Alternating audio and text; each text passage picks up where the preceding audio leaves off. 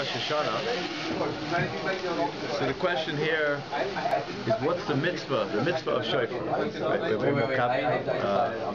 There should be extras. Yeah? What's the mitzvah of the Shofar? There's a mitzvah of Shofar to blow the Shofar. So the question is, what exactly is the mitzvah? So first of all, it's a pasuk. The pasuk says right in Parashat Pinchas, it says, "U'ba'chodesh hashvi'i be'ochad v'achad lachodesh mikra kodesh yeh lachem, kol melachas havodah lo yisasu yom teruah yeh lachem." So the pasuk, when the pasuk speaks about what is the mitzvah of the day, it says yom teruah. That there will be a day of Truah. Now, what does that mean to do Truah? So, it's not so clear. What does it mean, Truah? So the Gemara learns out in Rosh HaShana. The Gemara learns out that we learn from Tiku that you have to blow the Shofar. Now, the question is, to start it off, is the mitzvah to blow the Shofar or is the mitzvah to hear the Shofar? What's the mitzvah? Let's say, and there's many different nafkaminas, many differences that will come out. If the mitzvah is to blow the shofar, so then everyone has to blow it.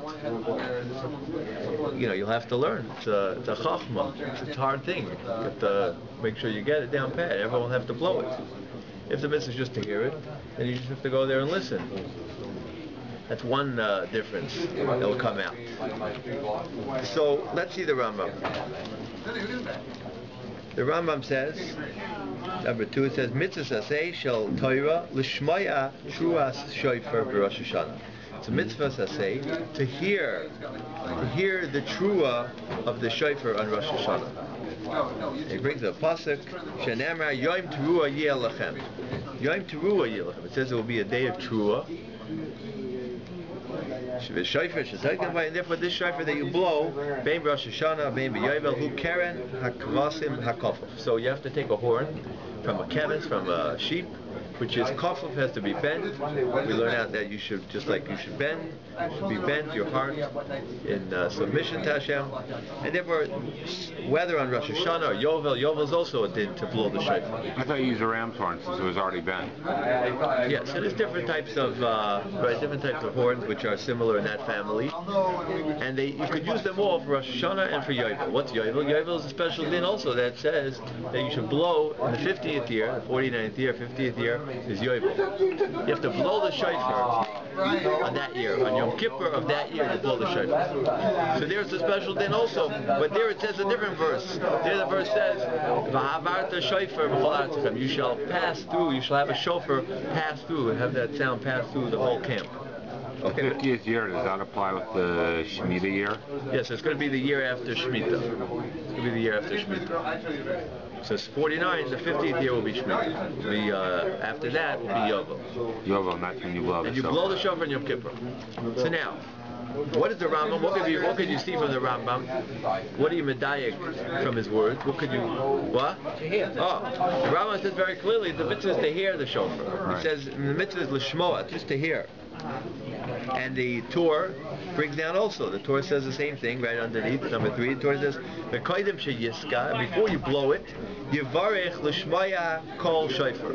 You should make the bracha l'shmaya kol shofar. So here we have a proof from what the bracha is. What's the blessing that he makes? The blessing is l'shmaya kol shofar. So we always make the bracha. Usually we say what the mitzvah is. So based on the mitzvah, that's what the bracha is. So from the fact that we make a bracha l'shmaya kol shofar, right. So that's a proof that the listening is the mitzvah. And he says, and he even speaks out. The Torah brings down, don't say, don't say litkaya shofar. It has nothing to do with the blowing. Ela b'shmiya, it has to do with the hearing. The listening, you just have to listen. You don't have to blow. So you're okay if you don't know how to blow. You don't have the obligation to learn how to blow. Who is he coming? Where did he have the idea that there's a mitzvah to blow? It means the Torah is coming to say not like a certain view. So that view is number 4, is the shiltus, and it comes out, this shiltus is already, he's like before the Rishon, it's like a coin. So he writes, Shilta, the Mechayavin, the Beis Yisrael, the Mitka, you have to, everyone is obligated to blow. Umevarech Baruch Atah Hashem Elokeinu Melech Haolam, Asher Kedushanim V'Zezes Tivanu, L'Tkaya V'Shofar. Here he brings down, after all those abbreviations, he says here he says the mitzvah is L'Tkaya Shofar.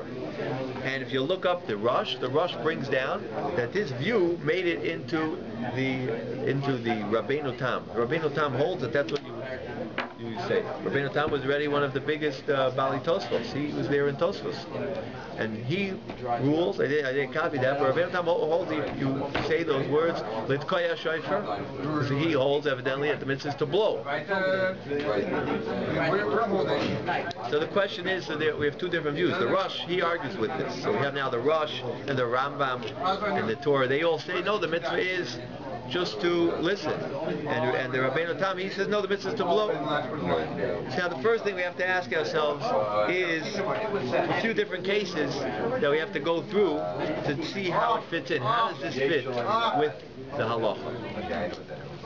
How does this fit to try to bring proofs each way, right? Each way, which way do you think you can bring a proof to one of the two sides? Is the mitzvah to blow the shofar, or the mitzvah is to hear the shofar? Oh, that's a good question. Let's say a guy has a hearing defect, and he can't hear so well, and he blows and he can't hear the shofar. So what will the din be? If you hold the mitzvah to blow the shofar, then he'll get the mitzvah. But if you hold the mitzvah is to hear the shofar, he won't get the mitzvah even though he just blew it. He blew it perfectly. But he'll lose out on the mitzvah. That's a beautiful nafkamina. That would be one difference, right? Let's say a guy can't hear it, chas v'shalom. So he lost that mitzvah. He doesn't get the mitzvah then. Because he has to be able to, according to the Rambam, he has to hear it. Oh, now it depends what degree he would be. If he reaches the degree of a cheresh, if he would reach the degree of someone who's like, he would be already like a deaf mute. You have to know what a cheresh is. If he would be like a deaf mute, he wouldn't have his abilities, capabilities, and mental capabilities. Then he would be patur. So, or the classic case would be a guy who walks around with earplugs. Some people, they don't want to hear a lot of noise. You would go to see there's something in their ears. They always like have these earplugs, even though they don't want trying to concentrate. I don't know, different reasons. Let's say he happens to be there with the earplugs on, and he's blowing shofar, but he doesn't really hear it so good. So that would be a case where he wouldn't get the mitzvah. That would be a classical case. That's what comes out from the according to the Rambam, he wouldn't get the mitzvah. According to the She'iltes with Rabbeinu Tam, you would get the mitzvah because you blow. You have to blow. I don't think a person who's hearing impaired can blow it. You what? I don't think a person who's hearing impaired can blow it. Oh, now that's a new question here. Could someone who can't hear, could he blow a shofar? Is he allowed to blow the shofar? You wouldn't know whether it's... Now what's the problem? You can't hear whether it's Because he can't hear proper. What? Because he can't hear? But let's say the mitzvah is just to blow. According to the Rabbeinu Tam and the She'iltos here, number 4, maybe the mitzvah is to blow. He doesn't have to hear. He said that he can't even hear it to hear if he's doing it properly. True. So he'll have his friend there to tell him you did it good. Check. You know? Go on, you know? So you have to know. That would be a good nafkamina. These are a few good nafkaminas. The Rambam himself brings this down what you're saying in the Chuvas. He paskin this here in his Sefer, the Yada Chazaka, but he also wrote in the Chuvas these two ideas. He also brings down the classical case that the Mishnah brings down. The Mishnah in Rosh HaShana. Look at number 5. The Mishnah says, "Hatekeya l'soicha bar." Let's say a guy, he blows the shofar into a bar. Or different cistern, different types of pits, all these different types of barrel. Now, blow it into the barrel, so the rule is, Im kol shofar shama. What did you hear? If you could hear, if you heard the voice, the sound of the shofar, then you're yoitza. Im kol havara shama lo yoitza. If you heard the sound of an echo, you not yotze. Yeah, so you have to know the exact cases. Different cases, underground or to see each case what the difference is. But a bar would be a classic case, similar. Now there's an echo there. So the ruling is, if you hear the echo, you're not yotze. Why? Because you have to hear the sound of the shofar. You have to hear the sound of the shofar. If you hear an echo, that's not the sound of the shofar. It has to be pure sound of a shofar. Microphone, an amplified, electronic shofar. Set aside the problems of electricity. You wouldn't have that problem. That would be a nice example, nice nafkamina. It seems that a microphone is not the kol shofar. It would be no different than an echo. An echo, the case is, it's not like you hear like two different sounds. Even if you wouldn't hear the original shofar sound, you just hear pure echo, but it's not kol shofar. It has to be unadulterated, pure shofar. Now, you hear two different shofars at the same time. So the Gemara speaks about the fact, usually we say, Trei koili lemishtama. You can't hear two voices at once. Usually you can't hear two things at once. We say, Zachar v'shamar b'dibur echad, hishbiyanu kelam yuchad. We say in Shabbos, Friday night, we say that usually you can't hear two things at once. There was a miracle that happened on Har Sinai. They were able to hear Zachar and Shamar. Everyone speaks about the other miracle, that God said at one time, right? You know this, Lecha Doidi, we say that Hashem said, everyone said that Hashem said two things at once. Masha'i Afshar, for a person can't say two things at once. You can only say one thing at once. Hashem was able to say Zachar and Shamar at once. The Lecha Doidi, we bring down an additional idea, not only did Hashem say two things at once, but we heard two things at once. Zachar v'Shamar b'dibur echad. Hashem said Zachar and Shamar with one utterance. Hishmiyanu. Hishmiyanu means He caused us to hear Kel HaMiyuchad, our God, the one and only God. He caused us to hear two things at once. Right? Could you hear two things at once? It's hard. Hashem helped us at that one time. Now, because it's hard to hear, Trei koili lemishtami, you can't hear two things at once. The Gemara does say, interestingly enough, about a Megillah. This Gemara right here in Rosh HaShana speaks about this question. And it says about here in Megillah, the Gemara says you have to look into this question because these two here in Megillah have one special idea that it's new. It's chadash. We haven't heard the Megillah in a year. We haven't heard the shofar in a year. So the Gemara says something which is new, you love it. You have an affinity, you want to hear it. So there, maybe you could get yourself ready to hear both at once. You'll hear the Kritikiyah, Trua. The Gemara speaks that maybe, even though really you can't hear two things, you can't, they get mixed together, hearing two things at once. But the Gemara speaks out that maybe for shofar and maybe for Megillah, since you love it so much, something new, maybe you will be able to pick out the voices and be. So you have to look up the Gemara there in Rosh HaShana. It's a good thing to keep in mind that something new, you have a love for it, and then that's what keeps a person going. He has to keep new things going. He has to always keep on learning new things. Okay. When you're reading the Torah on Shabbos, you don't have the voice either, right? So that'll be the same question. Could you hear two people reading at once the Torah? So we usually say you have to hear one at a time.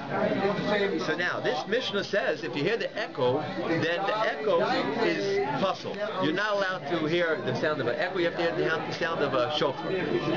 That's the rule. So now, based on this, the question is, let's go back now to our original question. What was the original question? What is the mitzvah of shofar? Is mitzvah to hear it, or the mitzvah is to blow it? That's the question. So now, let's think about this Mishnah. The Mishnah says that if you're near a bar, if you're near a pit, and you hear the sound of an echo, you're not yotze. You don't get your mitzvah. So the question would be, again, that would be a similar proof. If the mitzvah is only to blow it, so then what's the difference if I have an echo, if I hear the echo? Right? Just from the fact that he blew it, he should be yotze. Why is he not yotze? If the person's in the pit, he hears an echo, but he blew it. That's the first question. Why did he miss out the mitzvah? Just because he heard the echo. That's one of the proofs. That could be the first, second proof. So on the one hand, we have the way we say the bracha. bracha, the nusach of the bracha, the text of the bracha is, we don't say litkoya, we say lishmoya. So that's one raya to the Rambam, that we say we want to hear the shofar. We don't say we want to blow the shofar. We also have this Mishnah. The Mishnah says, if you blow it into and you hear the echo, you're not yotzei. So you see from here that the actual blowing is not the mitzvah. That would be the second thing, as well as we have this idea that if someone can't hear, so that would also be that would be a nafkamina. That would be a difference between the two. And it will come out according to that. This Rebachoi, everyone would have to blow. If you would hold you have to blow, then every person in the base medrash has to blow their own shofar. That would come out also a nafkamina. So let's go a little further. Let's go into another question here. Now this question here comes out with is an interesting question of a mitzvah above avera. We know that you're not allowed to do a mitzvah based on an avera. So let's say someone steals a lulav. So there's two problems with stealing a lulav. The first problem is that the Mishnah says lulav hagazel is pasul. Why is the lulav hagazel pasul? So the Gemara speaks about in Sukkah that there's a pasuk that says that you're supposed to take a lulav. So it says l'kachtem lachem b'yom harishon. It says you should take for you b'yom harishon. You should take for yourself on the first day.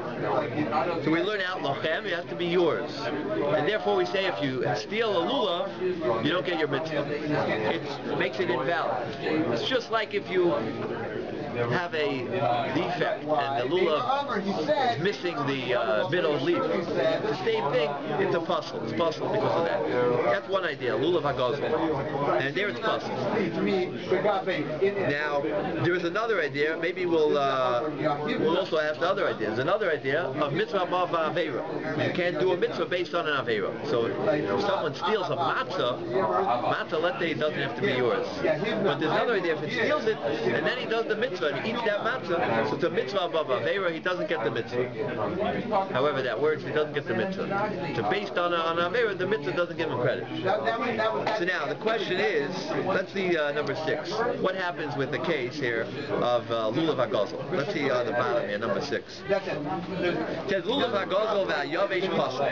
The Mishnah says that a lulav hagazel and a yavesh, a dried out lulav, is pasul. Kapasik v'tani, so the Gemara learns out that we said it in all cases. Lo yishna b'yom tov rishon, lo yishna b'yom tov sheni. So the Gemara asks, if you look around, look at the Mishnah just says plain. The Mishnah says, lulav hagazel pasul. And the Gemara says, why did the Mishnah just say flat out, lulav hagazel pasul? It didn't make any distinction if it's the first day Sukkot or the second day Sukkot. If it says, l'kachtem lachem, if the reason was that it's pasul because of the pasuk that you quoted, l'kachtem lachem, then it's l'kachtem lachem b'yom harishon. The only time that it has to be yours from the pasuk of lachem is only b'yom harishon. The second day already doesn't have to be yours from that pasuk. The question is, could you borrow your friend's lulav? So the first day has to be really fully yours. The second day, the Gemara asks, why does it have to be yours, the lulav? So the Gemara says, Bishlam Yavesh, I understand. I understand why your dried out esrog is no good even on the second day of Sukkot, because it has to be a nice hodor. It says l'kachtem creates hodor, it has to be nice. And on the second day, veleka, even on the second day it has to be beautiful. Elagazel, but if it's stolen, why is it pasul on the second day? Bishlam Yom Tov Rishon, I understand. Yisiv lachem, mishal lachem. The first day it has to be your lulav. If it's not your lulav, it's not lachem. El Yom Tov Sheni Amai Loi. But if it's on the second day of Yom Tov, why is it pasul? If it's not yours, if you steal a lulav, what's the problem? Here the Gemara brings down the famous rule, mitzvah above avera, you steal a lulav on the second day, you also don't get a mitzvah. Good? Now, this is the din in Hilchos Lulav. Now, the Shulchan Aruch brings down, based on that idea, let's see just right underneath that, Hagoyzel Shofar v'taka boy yotzes. Now the question is, let's say you steal a shofar. Let's say someone steals a shofar. Does he get the mitzvah if he blows out of a stolen shofar? Yeah. Yeah? Yeah. It's a mitzvah above avera. How could he get a mitzvah? Then you don't get to the shofar, you just have to hear it. You have to hear the shofar. But if you steal a lulav on the second day of Sukkot, you have to have it. Why? Why? Not because it says lochem. Lochem is only as it says on the first day of Sukkot. The first day it has to be yours because it says it has to be yours. The second day it doesn't say it has to be yours, so you could really borrow your friend's lulav, hypothetically. But could you steal your friend's lulav? Yeah, that's borrowing. Depends, yeah. Some people call it borrowing. Could you borrow it without his permission? So if he's not around, and he let's say he's You leave it on the table, you pick it up and you blow it. Yeah. So now the question is, if he doesn't want anyone touching his, let's say, his lulav, so that would be stealing. Stealing, that's steal. That would be lo signai. Thou shalt not steal. So there's a mitzvah that is based on an aveira. You cannot do a mitzvah based on an aveira. If you steal a matzah and you eat that matzah, Hashem will not give a person any credit for that mitzvah because it's based on an aveira. So I want to know what's the difference. The sound, you don't get to have the sound, and the lulav is the lulav himself is the mitzvah. Not the shofar, the voice of the lulav. You're saying the lulav is the chayf, it's the mitzvah itself. The shofar is only allowing you to hear it, Makes sense. So he's asking you, but let's say that the guy is makar. He says he has a big box. He says on the box of his shofar, "Don't take my shofar. It's gezel." So you take it. So you want to say, "I'm not stealing the shofar. I'm just stealing the coil. I'm just stealing the sound." Right? Is that what you think? Let's say a guy has a sefer there. Steal it. What? Has a sefer. Don't touch him. The guy steals it. Does he get a mitzvah for learning? That would be no, he wouldn't. That would be a mitzvah above Avera. Right. He wouldn't get a mitzvah. But Mr. Hartman wants to make a very fine split. Very fine split based on the Yerushalmi. Let's see the Yerushalmi. Let's see Yerushalmi inside. Very, very beautiful. We're gonna argue it out. Let's see the Yerushalmi inside in the top left-hand corner. Here he quotes the Mishnah, Lulav HaGazel, Yavesh is Puzzle. That's the whole Mishnah. Let's jump 4 lines down to the Gemara. Honey Reb Chia, Ulakachtem lachem. Here, look on together. Ulakachtem lachem mishal lachem. It says you shall take lachem by a lulav. A lulav has to be yours, mishal lachem. It has to be your own. Ask the Gemara, the Yerushalmi, ma bein shofar to ma bein lulav. What's the difference between a shofar and a lulav? A lulav has to be yours. Lachem. Lachem means it has to be yours. You can't steal it. What about a shofar? Are you allowed to steal a shofar? Now the question is, well, you might say, what kind of comparison is it between a shofar and a lulav? A shofar, right? Lulav, it says in the pasuk, well, lekachtem lachem. What's the pasuk by shofar? It's a shofar. We got to look back at the pasuk in Parshas Pinchas. What is that? Yaim? Yelachem. It says on the top right-hand corner, Yaim teruah yeh lachem. It says there will be a day of trua, of the sound of a trua will be for you. Lachem.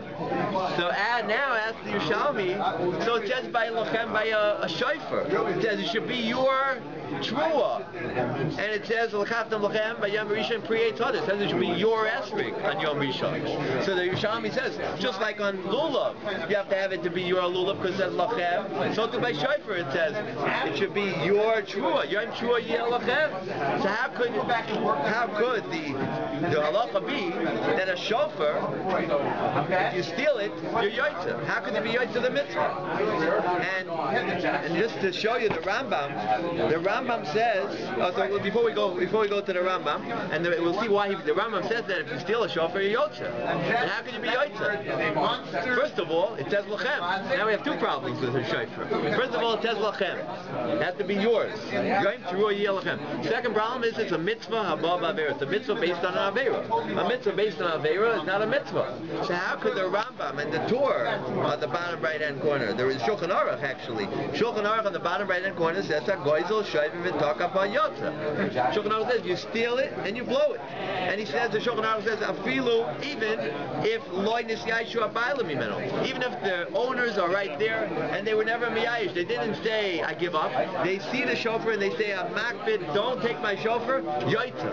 How can yoitza? Not lachem and mitzvah above aveira. So for that we have to look into the Yerushalmi and see what the Yerushalmi's answer to this, as to what the difference is between a shofar and a lulav. Says the Yerushalmi again, number 7, right after the Gemara. Ma bein shofar, ma bein lulav. That's the depth of the question of the Yerushalmi. What's the difference between shofar and lulav? It says lachem and bo. Avar Rav Yaisa bil lulav kasav lakatam lachem mishal lachem. By a lulav it says you shall take to you your own mishal lachem loy mishal loyser hana, and you shouldn't take from loyser hana. You shouldn't take from anyone else's. Biram, however, hacha, but over here yom trua yeh lachem mikol makom. Here it says yom trua yeh lachem, and he learns out mikol makom. It's a drasha. The Gemara learns out. They expound. We're going to have to see where exactly is the drasha, but it says yeh lachem mikol makom in any event. However, you get that sound of the shofar, you're yoitza. You're justifying stealing it. I'm not thinking. Yeah, is a passive. Is a passive. Lakachlim is an active. Is an active verb. Yiyah is a passive. It will be for you. So I understand. So at the end of the day, you're saying you're not stealing. No, we're not taking out steal. That's Hilchos Geneva. When we're going to learn Hilchos Geneva, and when we're going to turn out and look at the Shulchan Aruch, you're allowed to steal. We'll say you're not allowed to steal. Guy can't steal. But when you get to Hilchos Lulav, right, in the end, and you can say, is he Yotze, or Hilchos Shofar, is he Yotze? He's Yotze the shofar with a stolen shofar. Maybe he did something wrong, he did stealing. That's the difference. There's 2 different areas of halacha here. We'll call that Hilchos Geneva, that's Hilchos Choshen Mishpat. Steal the shofar. Yeah. He'll be Yaisa. He'll do tshuva. Yes, all they do tshuva. He wants to steal it on the condition to do tshuva? That won't work. That's the Gemara. You can say that on every mitzvah level there. The Gemara asked that He question. doesn't have. He's not Yaisa. That won't work. If you give that territory. 1 second. That already, to steal it on condition to give it back. The Gemara, the Mishnah Yuma says, Ha'oimer echetev ve'ashuv, ein HaKadosh Baruch Hu maspikin b'yodei lasis tshuva. If a person says, I'm going to steal this thing, and then I'll give it back. Right? I'm going to steal his tefillin, I know he doesn't want anyone taking it, and I'll give it back. Any case. Stealing was that for? Now, on tefillin, you're right. There's what we call a assumed what people think, that people would let you do a mitzvah with their tefillin and a sefer. So therefore, that's not a good example with the tefillin and lulav, because the idea is nicha leila ve'enish. A person would be happy that you do a mitzvah with his money. So there is such an idea that a person would want you to borrow their tefillin or their sefer. Yeah. It wasn't a long time ago, before you were born, that when we used to go to shul, there would only be 1 lulav in Israel, or maybe 5 at most, for the whole kehut to use. Everybody owned it. Everybody owned it. It must have been either it was a joint The ownership. shul owned it.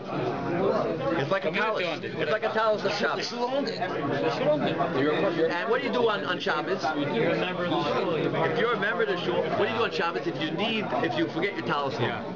You forget your talus home, and I'm talking here where you're going to use it for the whole davening, you're allowed to make a bracha on the shul's talus. It's only providing that you're going to really use it. You're going to use it for a whole Shabbos. If you just use it to get an aliyah, so then that could be different, because when you daven for the daven to be a chazan. So there people put it on, it's called for coverage, just for the honor of the congregation. So that's not called really wearing it. But if you really forget your talus at home, and then you get to shul and you say, oh my gosh, I forgot my talus, then you're allowed to make a bracha on it, because the shul's talus, you're part of the shul, it's made for everyone to use, it's called theirs. You have an ownership in it. I've already had this argument with another rabbi. You say a prayer regardless, whether you're using it for chakras or whether you're just putting it on to, say, the Torah prayer, anything. You are to say the prayer. Right, but you have to have in mind that you really want to wear it for the mitzvah of for the tzitzis. If you have in mind, if you want to go to the Torah and you have in mind, I want to do it for the mitzvah, then you could, and then you're right. Then you could make a bracha. You have to have in mind doing it for the mitzvah. I'm not just putting it on for the honor of the congregation, like supposed to like wear a jacket to daven to be the chazan. That's for the honor of the tzibur. Anyway, so there is an idea that we have to. The tzibur is supposed to have a collar sign on the shul. Absolutely, absolutely. Is that like a shul requirement, or is that something else? It's a nice thing. They should have a shul. They should have talesim for everyone. They should. So now we have to get around this problem, and you have to say we're talking in a case where the man has an exquisite pair of tefillin, or something where he doesn't want anyone using it. He has a special hakpada. He is very adamant that no one uses it. His 80s tefillin is perfectly square, and then someone's going to come along and round it off. So if you have a specific hakpada that you say, I don't want anyone using it, and someone steals it, then it's a mitzvah baba vera, and it's not yours. And you don't get a mitzvah. You don't get the mitzvah. Good? So now we're up to the, so we're trying to explain here by the shofar. So I'm not recommending anyone steal a shofar. You're right. I'm not telling you. You're right. He's going to get it in Hilchos rules of money, monetary laws, kosher and mishpat. He's going to be over. He will have an avera. But in Hilchos esrig or Hilchos shofar, he'll get a check. He will get a mitzvah for Hilchos shofar. That's what comes out. So the question Yerushalmi wants to know why. It says lachem here. It says lachem there. So Yerushalmi, look at number 7. Yerushalmi says 3 lines from the end. Biram. However, so Mr. Klein is saying the pshat. What does that mean? What is the meaning of this expoundation? So he's saying we're learning how it could be from Yihiyah. This is carbon aida. They say on the side of the Yerushalmi. They say Yihiyah means it will be. It will be. We always say like the money of Shemitah. If you transfer it to the store, it still retains its holiness. Such an example. Yihiyah seems to say in any event you get your mitzvah, even if you steal the shofar. Yom Teruah Yihiyah Lachem. It will be for you. It will always be for you. That seems to be what the first view is. I mean, it's Xeris HaKasav as opposed to Svara? That's what it seems to be. Yes, it seems to be a Xeris HaKasav, according to Mr. Klein. That's what it seems to be, and that's what the Carbon Aida says on the side of Yerushalmi. On the other hand, comes along Rebbe Eliezer, right? And the Yerushalmi, it's different cryptic words, but they call it Amar Blazer. Amar Blazer. He says, I have a different reason, or the same. You tell me what you think. Taman over there, by the mitzvah of lulav, begufay hiu. There the mitzvah is with the actual body, the guf of the lulav hu yaitze. That's what he gets his mitzvah with the actual lulav. But Biram, but over hacha, here, however over here, b'koila hu yaitze. Says Mr. Hartman, there's a difference. That here you don't have the actual shofar that the mitzvah is with. The mitzvah is not with the shofar. The mitzvah is with the sound of the shofar. The sound of the shofar is your mitzvah. By the lulav, the mitzvah is the guf of the lulav, the actual lulav, to take it and shake it. That's the mitzvah. I understand that as an answer to the ownership issue. Wait, so let me explain. Hold on. Not as an answer to the mitzvah. One second. Let's explain this. 1 second. It's still a vehicle for a okay, well, that's a good point. A vehicle of neighbor. So we'll have to think about this, because that's already getting much deeper into mitzvah bava vera. How far do you go with mitzvah bava vera? Like let's say you take wheat and you grind it into flour, and then you make matzah out of that. You steal the wheat, you grind into flour, and then you make matzah. Do you get a mitzvah of matzah when you eat that? When you eat those matzahs? You probably made a kinyan when you made a kinyan. Oh, you made a kinyan, right? Shinoi koina. When you change something, you get a acquisition on it. That's what the Gemara Bava Kama comes out. That although you stole it, but you have acquired ownership over it when you make a change. Now, do you get your mitzvah of matzah when you eat those matzahs? You stole the wheat. You stole the wheat. But you did a shino, you did a change in it. So the question is, here's where the question is. How far do you take, maybe mitzvah b'avera goes there too, because it was the wheat from him, or maybe no, maybe here it changed ownership, maybe don't say mitzvah b'avera there. So that's a mitzvah b'avera question, very deep, and the Apr will speak about this. So we'll have to get into that. But just on the surface, just to explain this difference, Mr. Hardman and the Yerushalmi alike are saying the same exact answer. Over here, it's the mitzvah of the lulav. It's the guf of the lulav, the actual body of the lulav. So if you steal a lulav, it's not lachem, it's not yours. So therefore you're not yotzeh, because it has to be yours. You don't fulfill your obligation with a stolen piece of a mitzvah. Right. But he says over here, haka, the last line, haka here, b'koilahu yotzeh. What do I get my mitzvah? What do I fulfill my obligation with? With the sound. V'yesh kol asar b'hana. And the Yerushalmi says, bitmia, is there such a thing as asar b'hana on a voice, a sound? There's no such thing as a sound. You can't steal. You can't steal a sound. Do you have something of hektish, something of the temple? There's no problem using the sound of that thing. It says it's called me'ilah. If you use hektish, it's called me'ilah. Now, there's no problem of using the sound of hektish, because there's no problem. A sound can't be stolen. If a guy has a sukkah, and he doesn't want you in the sukkah, you go in anyway, and you eat. You go in someone else's sukkah? He didn't want you in there. He said, I don't want you in there. So that's a mitzvah b'avera. So, but there's a very big difference. Mr. Abdi, here's his question. So the question is, why if I steal a sukkah? That's steal. You just go and sit in it. If he says he doesn't want anyone going in, that's called a stolen sukkah. And very good. He's saying beautifully that Tyson says on Daf Tes and Sukkah that if you steal a sukkah, you're not yotzeh. Tyson says because the mitzvah b'avera. Tyson asked that question. So why don't you get a mitzvah if you steal? You just creep into your friend's sukkah and you sit there and you eat quickly. You don't get a mitzvah. You don't get a mitzvah sukkah. Why by shofar is it any different? Oh, no, Mr. Arvid, say better, louder. He has to hear you. You're using the guf of the sukkah. Oh! Using the space. Using the guf. You're in the sukkah. That's using the schach on top of you. That's your sukkah. That's on top of you using the four walls and the schach. You're in the sukkah. You're in his sukkah. You might not be touching it because you don't have to touch your it. Voice is in it. You're using the cheftzai, the guf.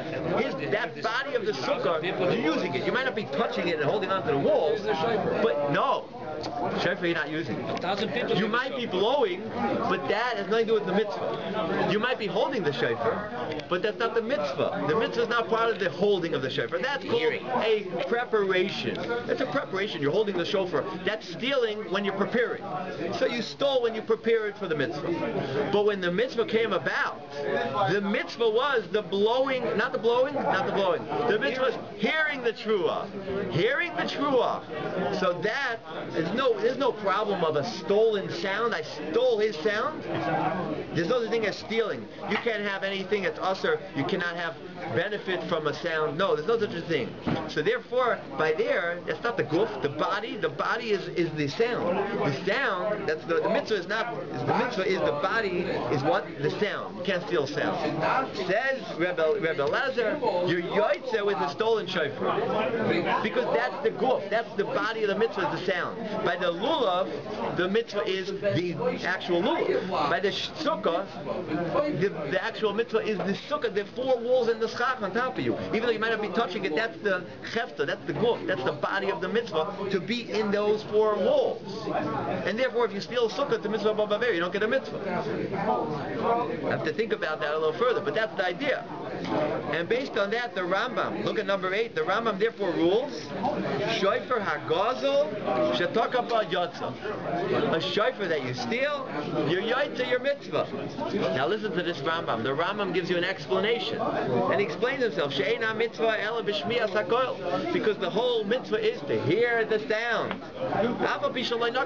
And even if you don't touch the shofar, you just listen to the sound, you get a mitzvah. shemea. The listener just listened. He didn't even pick up the shofar. He gets a mitzvah. Ve'ein bekol din gezel. Because there's no such a thing as stealing a sound of any sound. And therefore the Rambam, and then he continues. But that's what's for us. So the Rambam, he quotes verbatim the Yerushalmi from Rebbe Elazar. And that would be the answer. Now we have to think if that would answer up the question. Therefore, that answers up how you're able to steal a shofar. You get a mitzvah. It's not a problem of stealing, because you can't steal a sound. You could steal a body of a mitzvah. You could steal a lulav, a matzah. You can't steal a sound, and therefore he's yotzeh because the sound is pure. It's mine. The sound is mine. The shofar is not mine. That's the difference. So therefore, this is the Rambam. Look at number 9. Look at the Ravid. The Ravid here, if you're able to just focus in on those small letters, the Ravid asks, Amar Avram, ve'ein bekol din gezel, and there's no stealing on a kol. Amar Avram, va'afilu yeh boy din gezel, yom teruah yeh lachem, mikol makan, hachi yisib Yerushalmi. So the Ravid asks, why didn't the Rambam say the other reason of the Yerushalmi? That you know why you're allowed to steal a shofar? Because it says, Yiyah, Yom Teruah Yiyah Lachem. That's the Ravid's question. So, on this Ravid's question, the question is why the Rambam rule in favor of Elazar and the Yerushalmi? Why didn't he rule like the other idea that it's Yiyah Lachem, that comes to include, well, it seems like we said over there, Gzeres HaKosav, a rule from the Torah that includes even stolen things.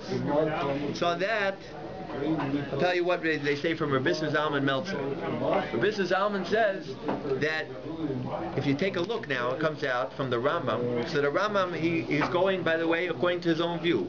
The first halacha we said, number 2, the mitzvah of the shofar is to hear. So it goes beautiful. The mitzvah is to hear, so the mitzvah is not to blow. So the Rambam is beautiful. If you would hold like the Rebbe Choy that the mitzvah is to blow, then you're right. Then you would be right, because the mitzvah is to blow, then you can't use that shofar to blow, because you're producing the sound with the shofar. That would be a problem of a gezela, mitzvah b'avera. That would be a problem. The whole thing is hearing. Why can't you get a button? Oh!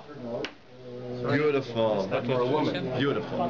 Now we have a new question, which is beautiful. His question is, I'll even show you inside. His question is why, if the ruling is like the Rambam, and that's how we make the bracha, the shmoya, to hear the voice of Shofar. So why can't a lady blow? Why can't a small child blow? Why can't someone who doesn't have a full mental capabilities blow? And the Mishnah says, number 11 on the left-hand side, towards the bottom, Cheresh shoyte ve-katan, ein moitziin a small child cannot blow for anyone.